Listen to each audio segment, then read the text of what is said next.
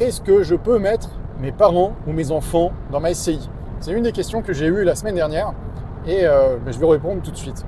En fait, quand on crée une SCI, déjà, de base, il faut deux associés.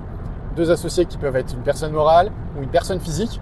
Dans la personne morale, donc c'est de toute façon en général aller à l'impôt sur la société, sauf le cas très rare d'une SARL qui sera à l'impôt sur le revenu. Et c'est d'autant plus rare d'avoir une entreprise individuelle qui devient associée d'une SCI. Mais c'est possible. Ensuite, les associés, donc ça peut être n'importe qui, votre conjoint, votre conjointe, vos enfants, vos parents.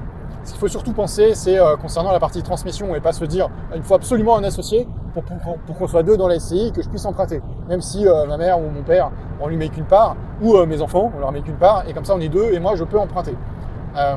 Concernant la partie transmission, le jour où vous décédez, eh bien ça dépend si vous avez des enfants, un conjoint et le type de mariage, mais la partie du patrimoine peut très bien remonter à vos parents. La partie de votre patrimoine peut très bien revenir à vos enfants et votre conjoint ou conjointe.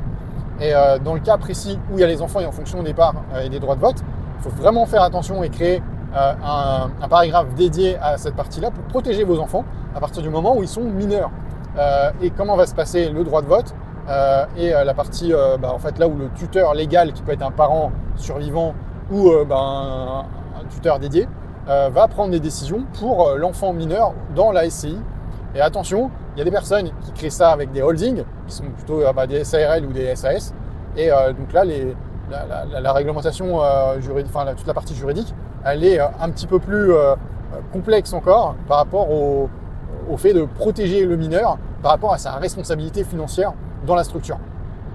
Si cette vidéo vous a plu, n'hésitez pas à vous abonner, à cliquer sur les followers et comme ça vous aurez de nouvelles vidéos par rapport aux questions de nos clients. À bientôt!